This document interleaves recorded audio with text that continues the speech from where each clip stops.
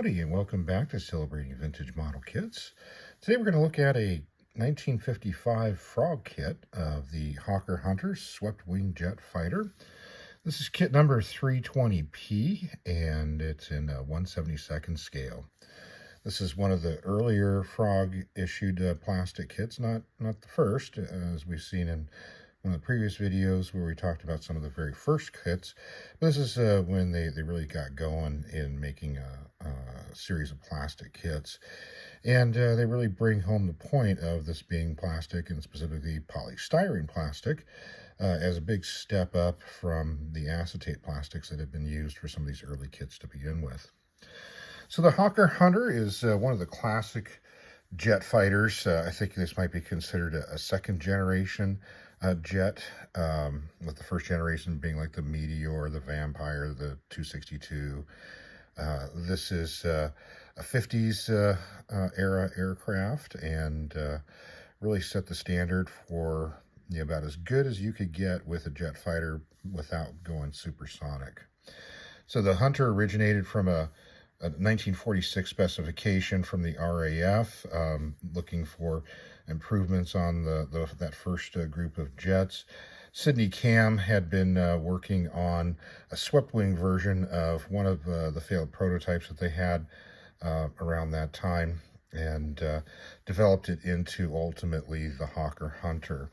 The first flight of that particular prototype, the P-1067, was done by Neville Duke on July 20th, 1951. It was accepted for production by the Air Ministry. The first production batch of about 20 F-1s were mostly one-offs. They were trying to kind of nail down what the actual production aircraft would look like, and so they started out with an initial production batch, which were basically hand-built aircraft.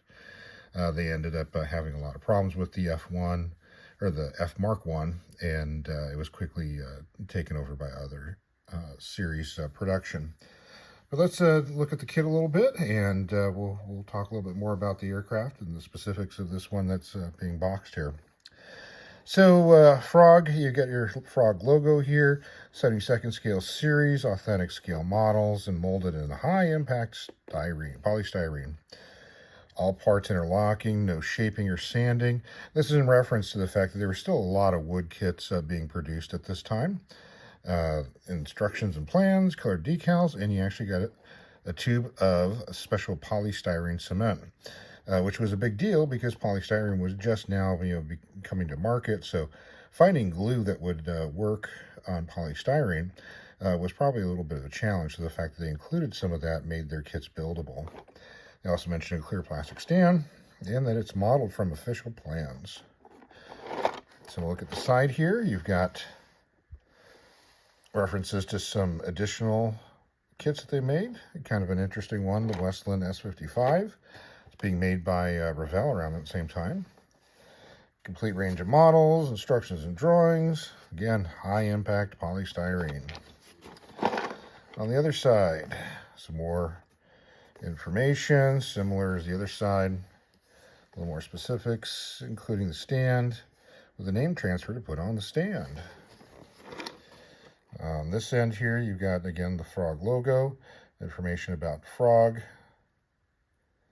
part of the Lyons Brothers group. And on this side, you've got specifics of the model, Hunter, and you've got your kit number, 320P. And again, the P stood for plastic. Or actually, maybe it could stand for polystyrene. No, one of those two. So let's look inside what we got here. You've got one of these earlier style rigid box with lithograph print that's been wrapped around and glued onto the box itself.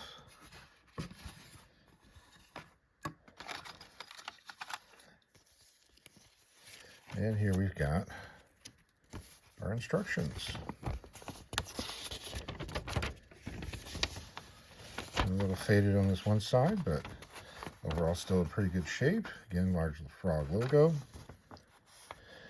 And exploded view of all the parts, giving numbers to the parts, a few names for the parts, and then the step-by-step instructions are all listed here, including then, where to do some painting is listed on here. I thought it was interesting. It's if the paint the cockpit if required. Well, there's not really a cockpit. There's just a little head sticking out over here. And then it also talks about painting other parts and looking at the 3-view layout to figure it out. And it tells you what the colors are in here that's represented by this 3-view layout, which was different. Then it also talks about if you're leaving it unpainted to put a clear coat of lacquer or bleach shellac. Cellulose lacquer should not be used because it'll eat the plastic. So interesting, additional things that they're recommending that you do. You don't see too often in these kits. A little bit of specifications for the Hunter here. The Avon engine was replaced in the next series of aircraft, and again, some listings of some other ones from Frog. So an interesting sheet, blank on the backside. We'll take a look at the decals. Still have the little tissue covering on them. They're in surprisingly good shape. Not too much yellowing here. Registration's a little bit off. The center spots on the roundels are a little bit off. And you've got the Hawker Hunter that would go on the stand. And WT-575. And so did a little bit of research on that. And that is an actual aircraft. It was signed to 43 Squadron. It had its first flight on January 8th, 1954. It was the first of the actual production. So after that first 20 kind of pre-production F Mark 1s, they settled on, okay, this is what we're going to put together now, and this is, the finalized design. And F575 was the first starting of that batch. That initial prototype that it was flown by Neville Duke had some modifications done to it, and it was dubbed the F Mark III. It was a one-off thing, but it was just a prototype that was kind of souped up. They painted it in bright red and let Neville Duke get a shot at the world's airspeed record. And that was on 7 September 53. And he ended up with a speed record of 727.63 miles an hour. And that speed record lasted all of 3 weeks before it was taken over by somebody else. I think it was a Supermarine Swift, maybe, took the speed record after that. So this 575, I was able to find some pictures of it. It was a squadron aircraft, so it's in the standard squadron or standard RAF paint job, and this little checkerboard is representative of 43 Squadron. That goes all the way back to the interwar days, and then in the 50s they started picking up back on using those kind of squadron color stripes on the aircraft. But what is interesting, though, is that on the box, even though they've got the WT-575, this is all painted all red, which is actually the color that the record-breaking F Mark III that Neville Duke flew was an all-red machine. So wonder if they were thinking that that aircraft may have been in the news at the time, and so they chose that as the color on the box cover to attract attention. But the actual kit decals are for this WT-575, what you got here. So show you some images of both the initial prototype from the series, the one that was modified then to the F Mark III for Neville Duke's speed run, and then also the specific WT-575.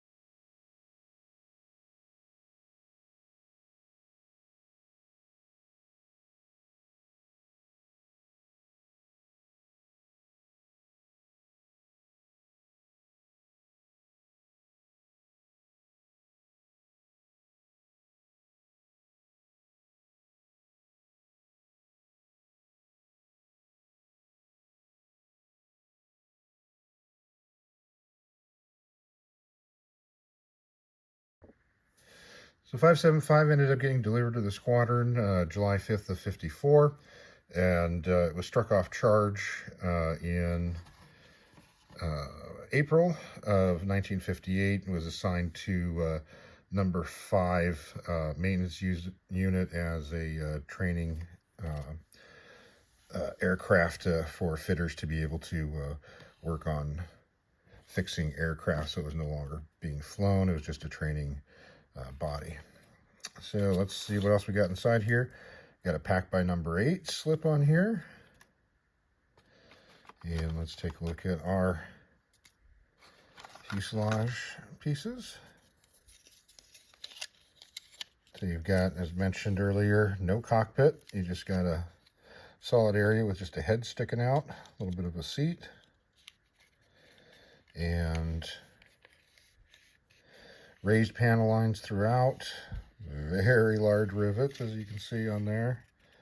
And those are some pretty large. That's about as large a rivet as I've seen on this type of kit.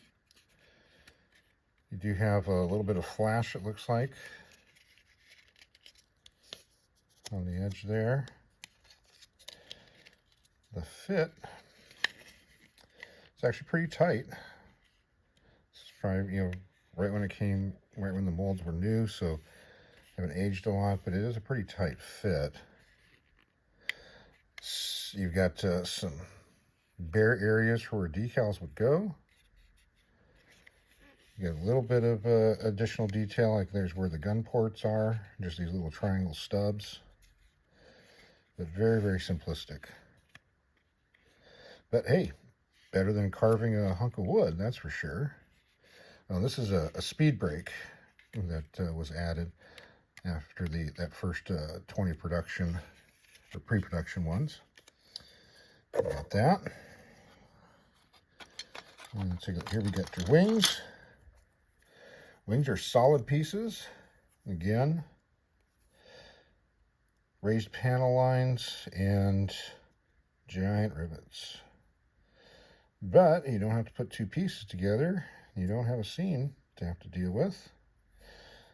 For being one solid piece, it's actually got a fairly thin trailing edge. And as you can see, it has the landing gear area just marked out by some more raised panel lines. You have some slots, which I assume here is supposed to be where the gear would go if you're going to do gear down, but no representation of wheel wells at all. And again, you've got the circle areas here for where your decal placement would go. You have some ejector pin marking, some flash on the ejector pin marking, which you don't see too often.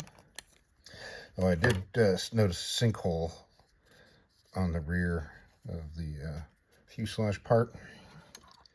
Then we have the one tree that's in here. A few parts have come off of it.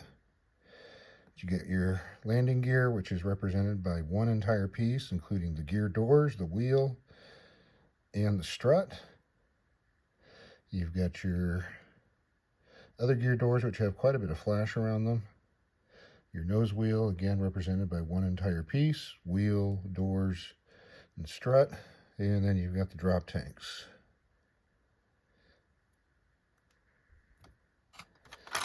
Here's the drop tanks that have come off. And we have one of the other gear doors. You can take a look at that a little closer. It's actually not too badly represented.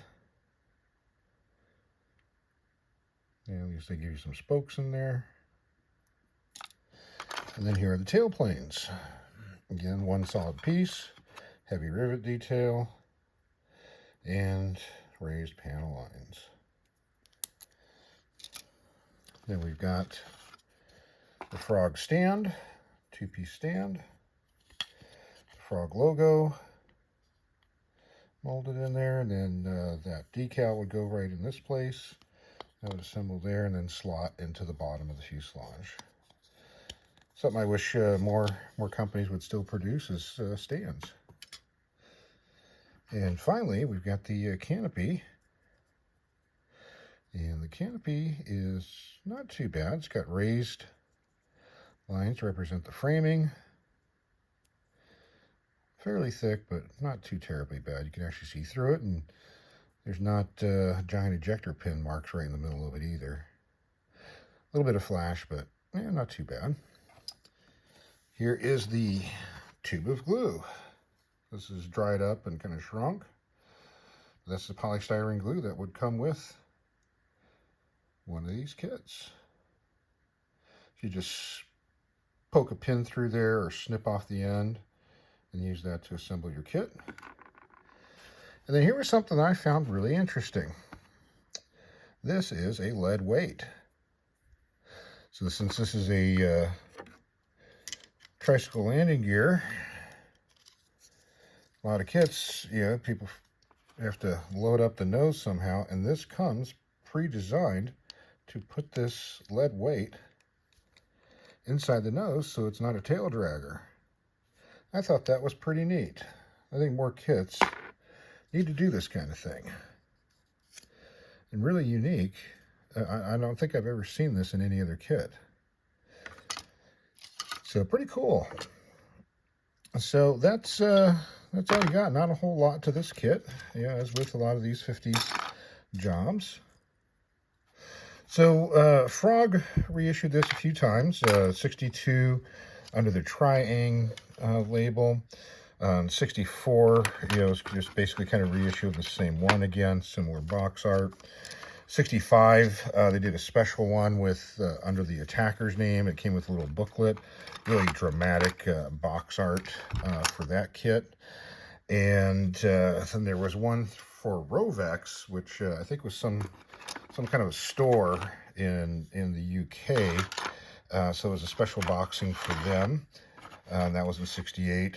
And then in 74, Frog came out with a whole new tool for the Hunter. That was in 74. They actually did an FG9 that included Swiss and RAF markings. They reissued another version of it in 76, and then that's when Frog went belly up. Their molds, the majority of the non-Axis aircraft molds, ended up going to Russia and released by Novo. And interesting, Novo released both versions of the Hunter. They released it in the Mark I, which this kit is of, and also that FGA-9, both in 1978. In 80, Novo reissued the FG-9 again. And then both kits start kicking around the world, mostly in Eastern Europe. So in the 80s, there was a DZ-1, or DZI, which I believe is a Ukrainian company. They released the Mark I. In the 90s, a Donetsky toy factory released the MK1 as the Mark I as well. DZI in the 90s then got a hold of the FGA-9. Krugozor in Russia released an FG-9 in the 80s as well, and also in the 90s. 92, ZTS Plastik in Poland released the FG-9. Model Hobby in Czechoslovakia in the 90s also released the FG-9. And then as recently as 2012, Eastern Express out of Russia re-released this 50s molded kit in the Mark I in 2012. And ARC Models, also out of Russia in 2015, released the Mark I. And finally in 2018, they re-released it again with a different box art, but it's still this original 1955 molded Mark I. So that's a bit of the history of this kit and how it kicked around the world. And you can still, probably find this out there, on hobby shelves. Of course, there's a whole mess of reissues of this, so you can probably find one of these issues if you're interested in building something, with a lot of nostalgia. Maybe not the best kit in the world, but for good nostalgia mold or modeling experience, you can't beat a Frog Hunter. So if you've built one of these, any one of the variations of it, let us know about your experience in the comment section. If you got one in your collection, you want to shoot some pictures of it, send it in for the next viewer build. That would be fantastic. Other than that, have yourself a great and fantastic day, and thanks for watching.